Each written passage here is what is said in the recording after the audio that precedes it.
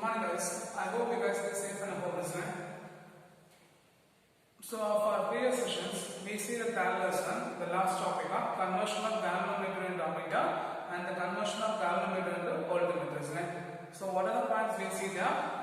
So what's the purpose of using galvanometer? Galvanometer is an instrument which is used to deflect the flow or deflect the current and detect the flow of current. And what's the purpose of using ammeter? Ammeter is an instrument which is used to measure the current. So ammeter suffers low resistance, so it should be connected series to the circuit, isn't it? So how the galvanometer can be converted into ammeter? The galvanometer can be converted into ammeter by connecting a low resistance parallel to it, isn't it? By connecting a low resistance parallel to it, isn't it? Then next we see the galvanometer to voltmeter, isn't it? If it is a what's the purpose of using voltmeter? Voltmeter is an instrument which is used to measure the potential difference across the circuit, isn't it? Which is used to measure the potential difference across the circuit.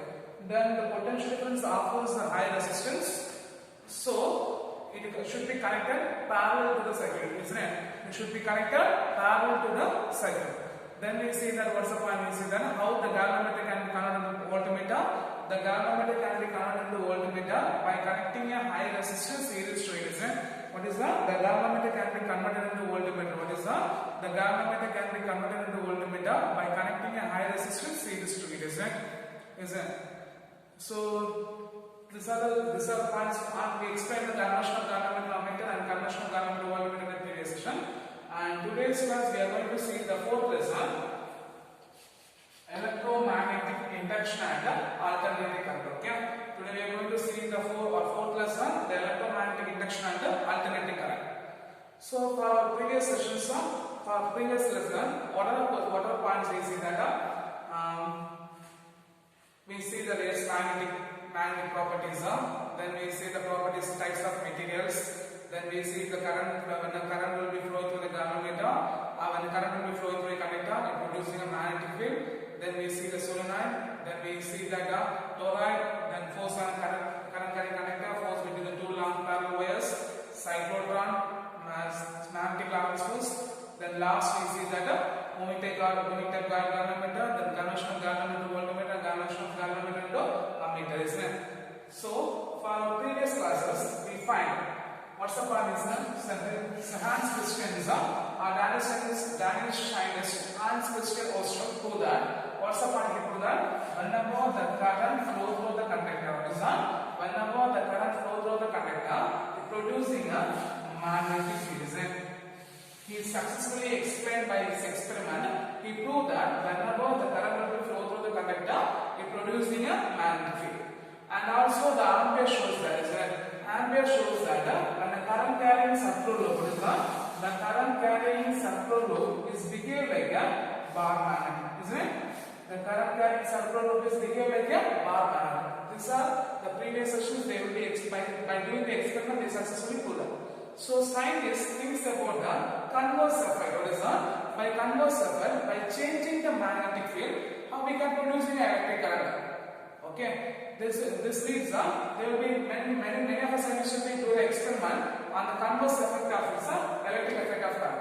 Okay, by changing the magnetic field or by altering the magnetic element, we can producing electric current. So they will be successfully explained by Michael Faraday and Joseph Henry. What is that? They read the phenomena and they will be successfully explained by Michael Faraday and Joseph Henry. Okay. These are the scientists. What is that? Michael Faraday and Joseph Henry. Okay. They are successfully explained by altering the magnetic field or by changing the magnetic field, we can producing a electric current. So they lead the phenomena of a new concept is called as electromagnetic induction.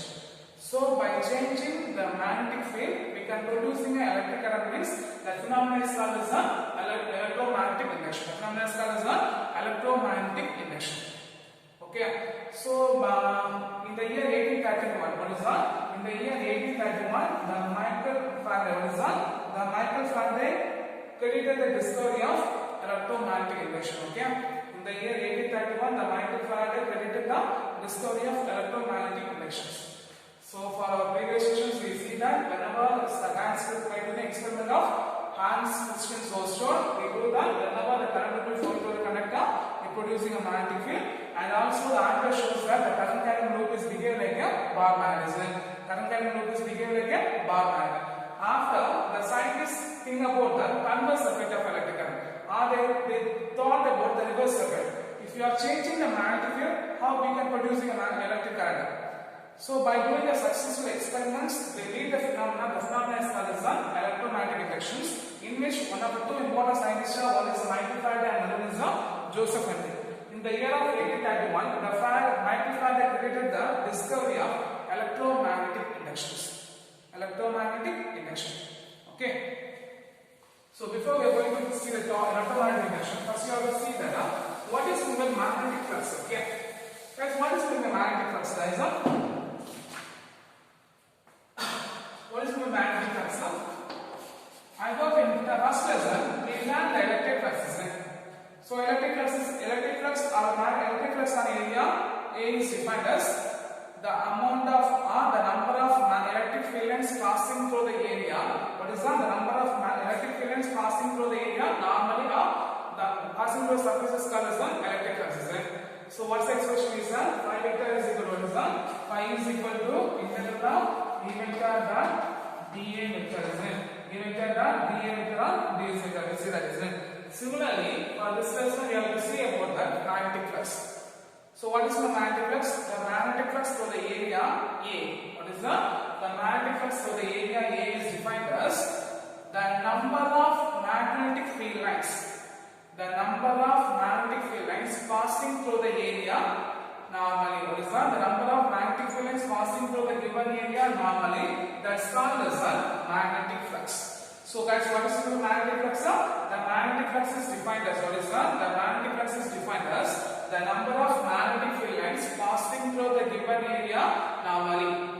That's called as the magnetic flux. So phi of B is equal to the integral of V vector dot dA vector. Here the integral represents the what is that? The integral represents the taken or the integral is taken integral is taken over the area A. Integral is taken over the area A, and theta is the angle between the magnetic field and the surface. Theta is the angle between the magnetic field and the area. So if you take the terms, what we get? Phi of B is equal to integral of B dot dA into cos theta. What is that? D dot dA into cos theta. So for angle theta is equal to 0, cos 0 is equal to 1. If the angle between if the magnetic field will be perpendicular to the surface, what is that? If the magnetic field will be perpendicular to the surface, or the magnetic field will be normal to the surface, theta is equal to 0, cos 0 is equal to 1. So if you substitute what we get, phi of D is equal to B integral of B into dA. So if you take it down B into outside, what we get? Phi of B is equal to what is that? Phi of B is equal to B into integral of dA. So the magnetic flux phi of B is equal to B into A. And the unit of magnetic flux is equal to what is that? The unit of magnetic flux is equal to Tesla meter square or Weber. Tesla meter square or Weber. Okay. 1 Tesla meter square is equal to what is that? 1 Tesla meter square is equal to 1 Weber. Okay. 1 Tesla meter square is equal to 1 Weber. So guys, what is the magnetic flux? The magnetic flux is defined as the total number of magnetic field lines passing through the area normally. What is the total number of magnetic field lines passing through the given area normally? That's called as the magnetic flux. So phi of B is equal to integral of B vector dot dA vector. So dA represents the integral taken over the area, and the dA, what is the theta, is the angle between the magnetic field and the surface. So integral of B into dA cos theta, theta is equal to 0, cos 0 is equal to 1. So phi of B is equal to integral of B into dA. B will be taken also, integral of dA will give the expression for A. So the total magnetic flux over the core surface, or the magnetic flux over the area, phi of B is equal to B into A. And the unit of magnetic flux will be Tesla meter square or Weber. 1 Tesla meter square is equal to what is that? 1 Tesla meter square is equal to Weber. What is that? 1 Tesla meter square is equal to Weber. 1 Weber.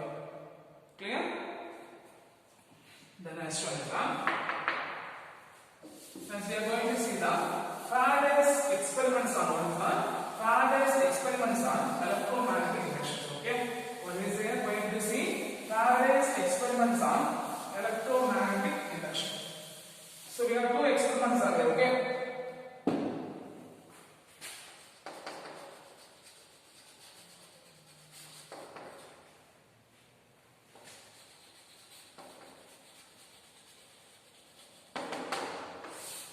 So first experiment.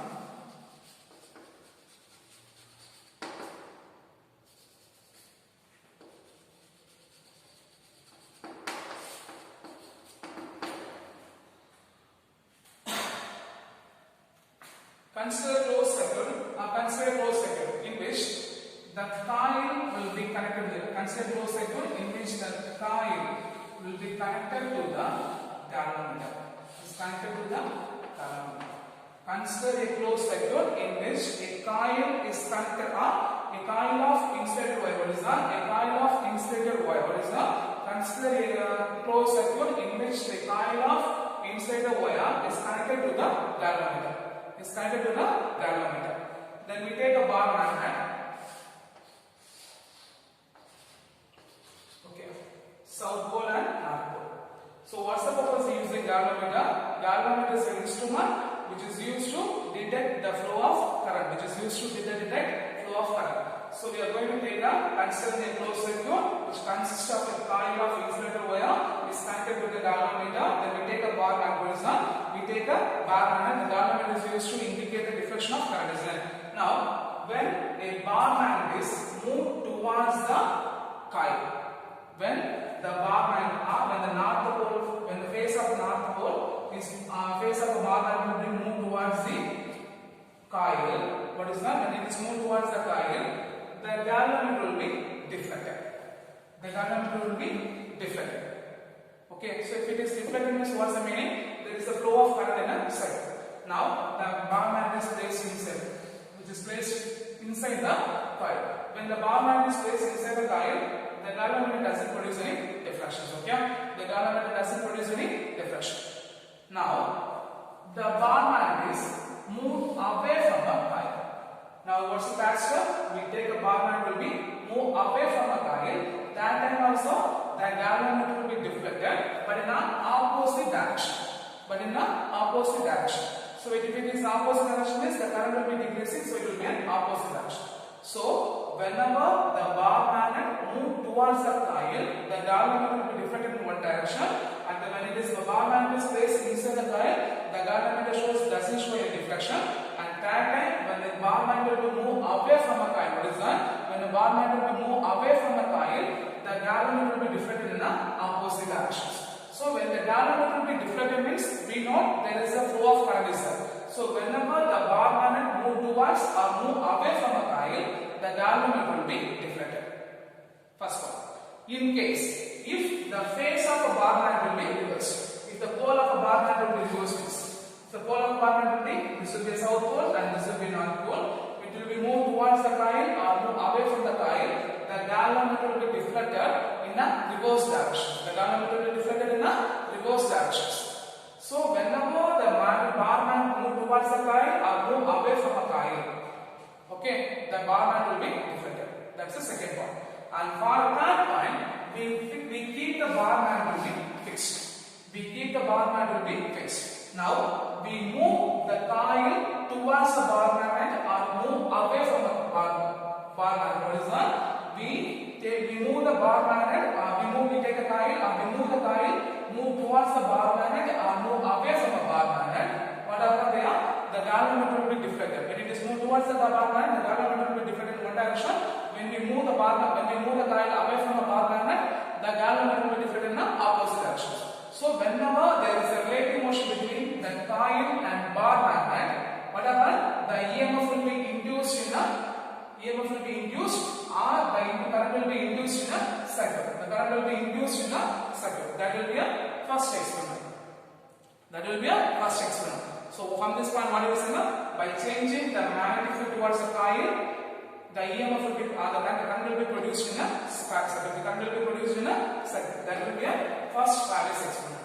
So what is first Faraday's experiment? We consider a closed circuit in which a closed coil of insulated wire is connected to the galvanometer. Now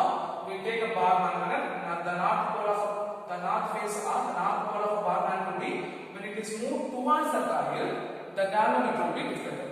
So if it is deflected means there is a flow of current is there. When the bar band is placed inside the coil, there will be no deflection.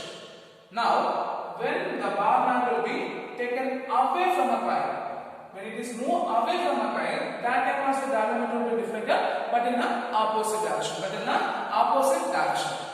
Okay, in case, then that will be first point. For the second point, if we reverse the pole of a bar magnet, if the south pole of a bar magnet will be moved towards the coil, that time also the EMF will be induced, the bar magnet will be deflected, but in a reverse direction. For example, when the north pole will be facing, if it is moved towards the right hand side means, then the same time, if the south pole will be moved towards the coil, it will be deflected in the left hand direction. So whenever there is a motion between, and for that point, we keep the bar magnet will be fixed and the coil will be moved towards the magnet or move away from the bar magnet, that time also galvanometer will be deflected.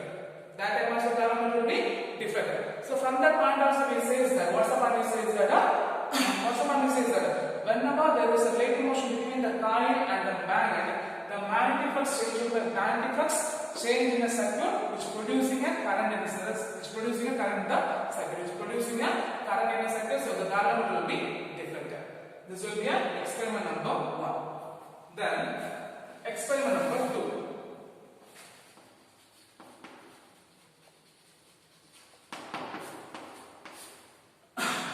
Construct 2 coils. For a coil, the coil 1 is connected by the battery along with the key. This forms the primary circuit. Then the secondary coil is connected towards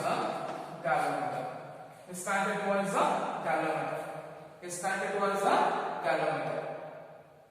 So when the key will be open, when the key is open, battery is switched on, the current I will be passing towards the circuit.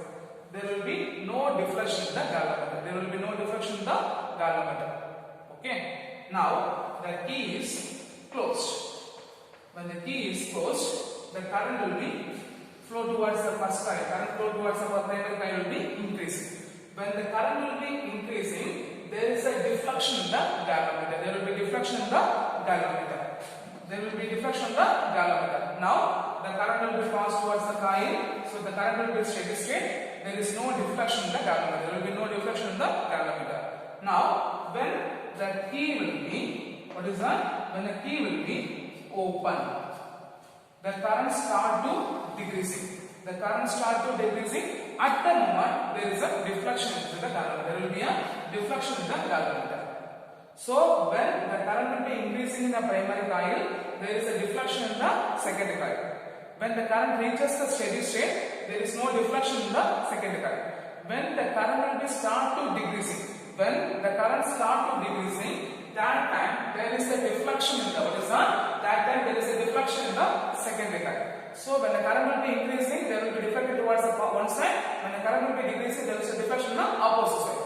So whenever the current will be changed in the coil, whenever the current changes in the primary coil, there is a EMF will be induced in the secondary coil, which producing the current is called as the induced current. Okay, this phenomenon says that whenever we are changing the current flow through the coil, which produces the magnetic flux in the primary coil changes, so it producing a magnetic flux in the secondary coil, which producing a EMF will be induced. So whenever the magnetic flux linked with the closed circuit changes, an EMF will be induced, okay, which producing a current, which leads to develop a current. The current is called as an induced current, and the EMF is called as an induced EMF, and the phenomena of producing an induced EMF is called as an electromagnetic induction. The phenomena of producing an induced EMF is called as an electromagnetic induction.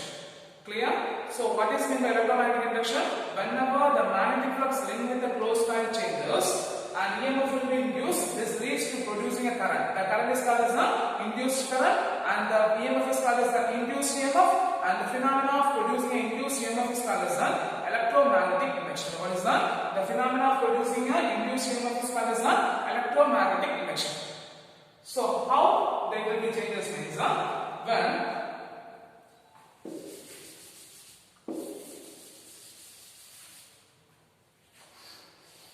now we are going to verify that, okay?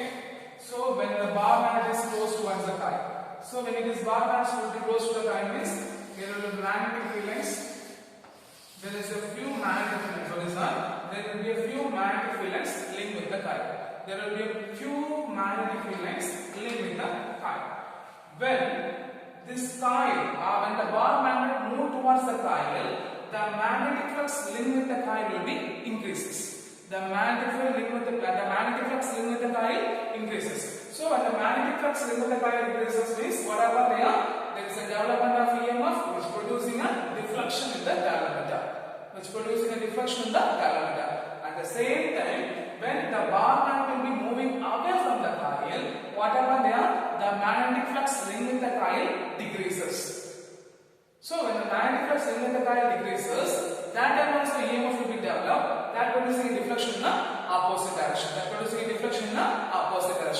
This is the explanation for first one. So whenever the amount of magnetic flux linked with the closed circuit changes is lost, as long as the EMF, the magnetic flux linked with the circuit.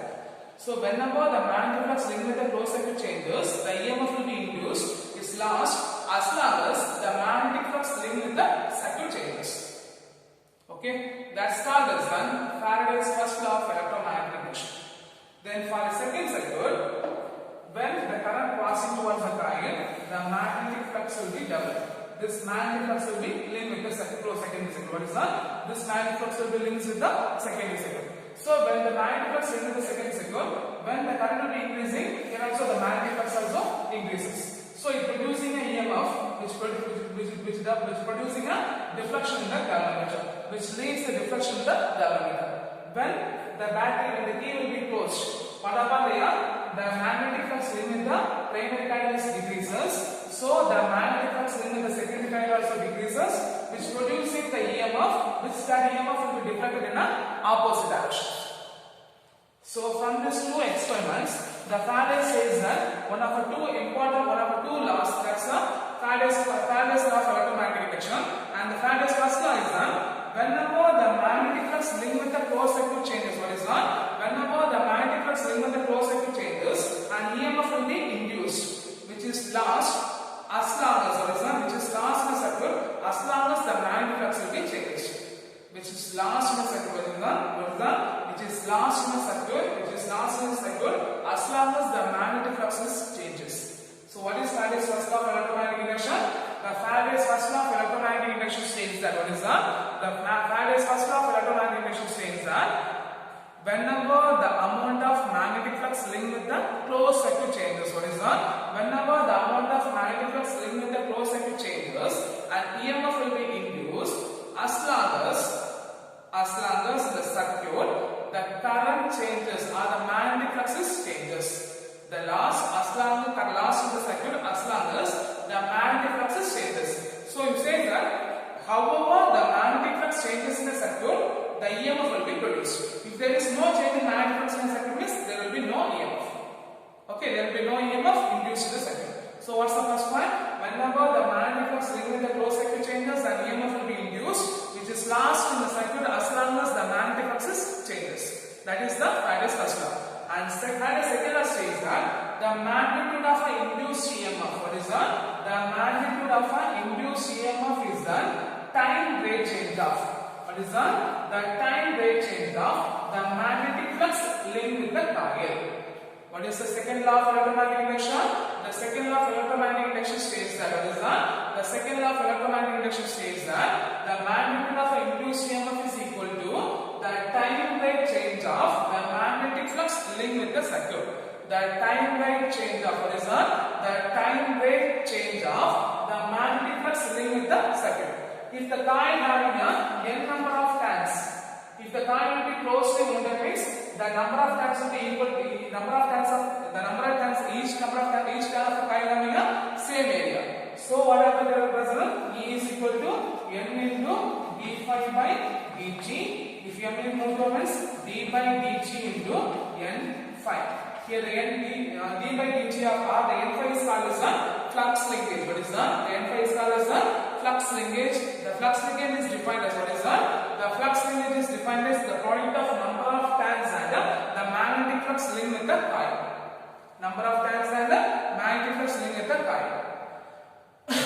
So what state the Faraday's first law and second law of electromagnetic induction is what's the point you have to write? First law, whenever the amount of magnetic flux or whenever the magnetic flux linked with the closed circuit changes, an EMF will be induced as long as the circuit as long as the magnetic flux is changing. The second point, the magnitude of induced EMF is equal to what is that? The magnitude of induced EMF is equal to the time rate of what is that? The time rate of change of magnetic flux linked with the circuit. If the coil having n number of turns means each number of turns having the same area means the induced EMF is equal to n into d phi by dt. So d by dt into n phi. Here the n phi which is represents what is that? The n phi which is represents the flux linkage. What is n phi represents? The n phi represents the flux linkage and is defined as what is defined as the number of turns.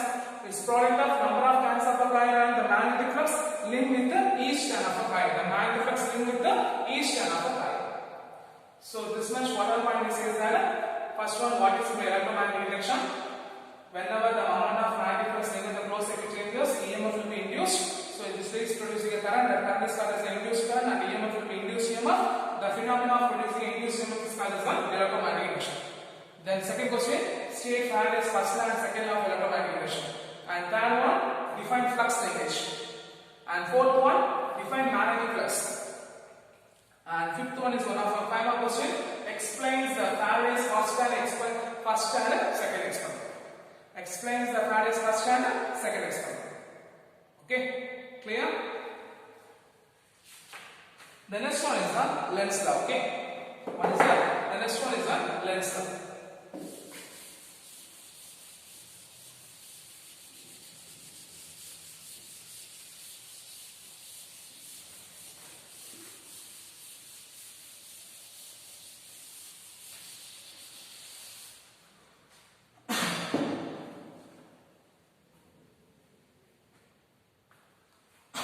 Then the next one is the Lenz law.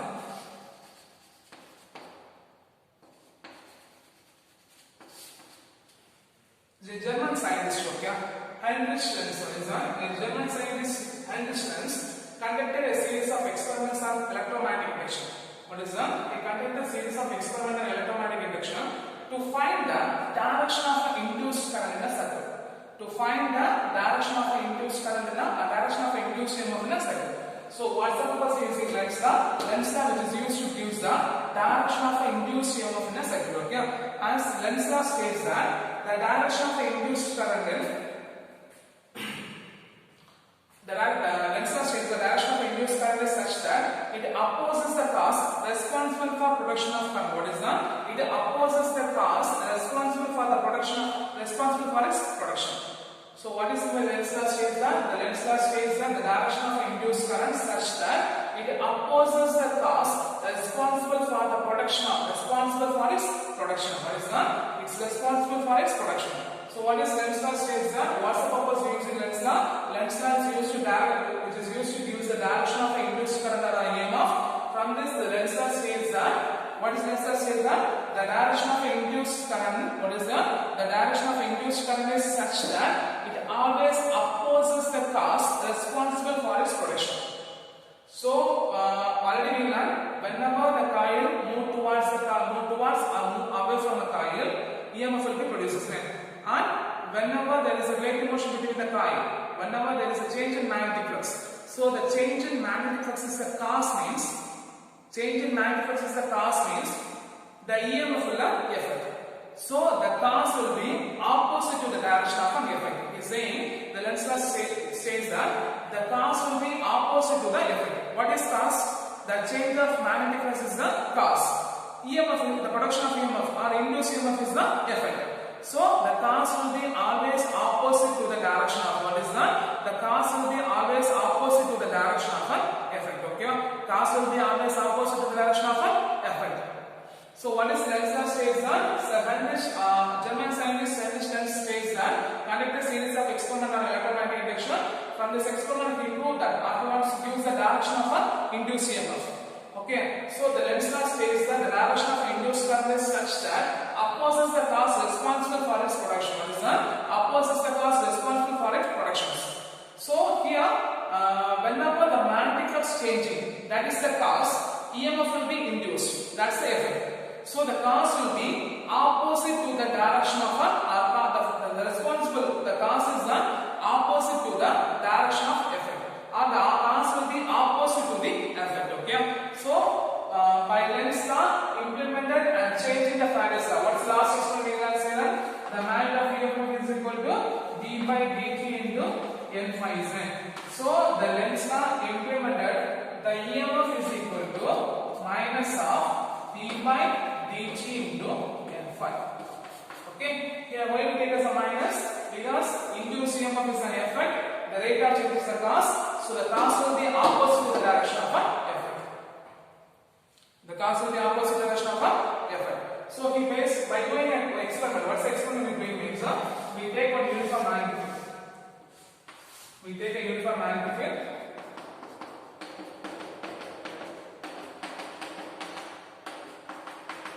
Okay, in which a conductor, a rectangular shaped conductor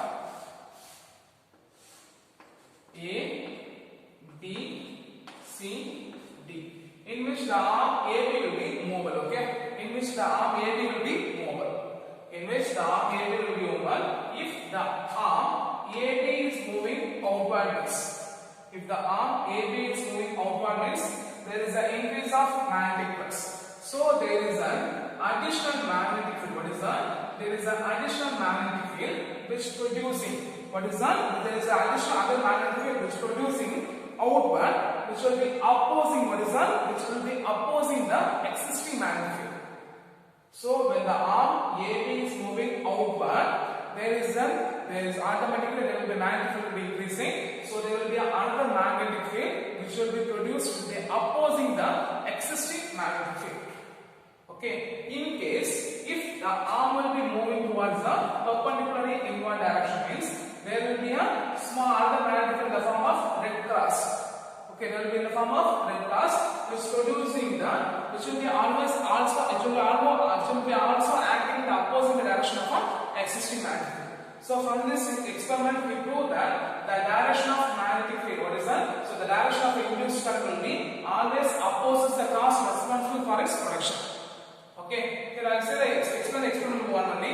You have just read the experiment 2. Okay, then conservation of energy. What's conservation of energy? Energy can be neither created nor be destroyed, but it can be transferred from one form to other form. For here, when the arm will be moving, means some of its mechanical energy will be converted to electrical energy. At the same time, it producing other energy. So here the energy will be transferred from one form to other form, but it may not be created nor be destroyed.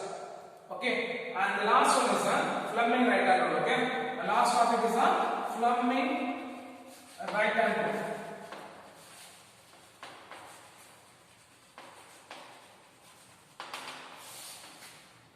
So when a conductor placed in a uniform magnetic field, or when a conductor placed in a uniform magnetic field, what is that?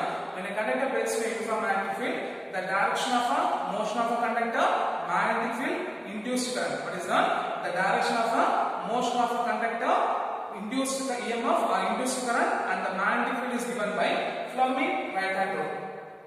Okay, Fleming right hand rule. So the three figures. What's the figure?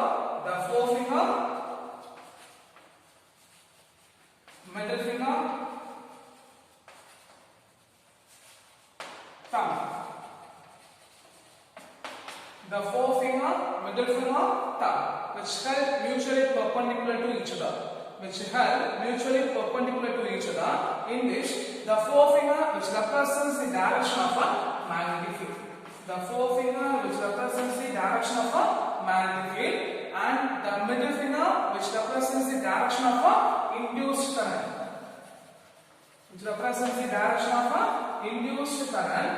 And the thumb, which represents the motion of a conductor.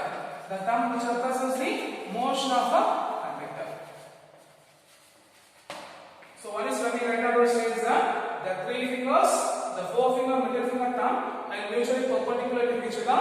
The forefinger represents the magnetic field, the middle finger represents the induced current, and thumb represents the motion of the conductor. And for Fleming left-hand rule, what's the point? The forefinger represents the magnetic field, and the middle finger represents the current. Then the thumb represents the force on a conductor. Thumb represents the force on a conductor. That will be a Fleming left-hand rule. Okay. So Fleming left-hand rule, Fleming right-hand rule, the Lenz's law. So for this session, what are the questions we learn? What is the magnetic flux? What is the electromagnetic induction?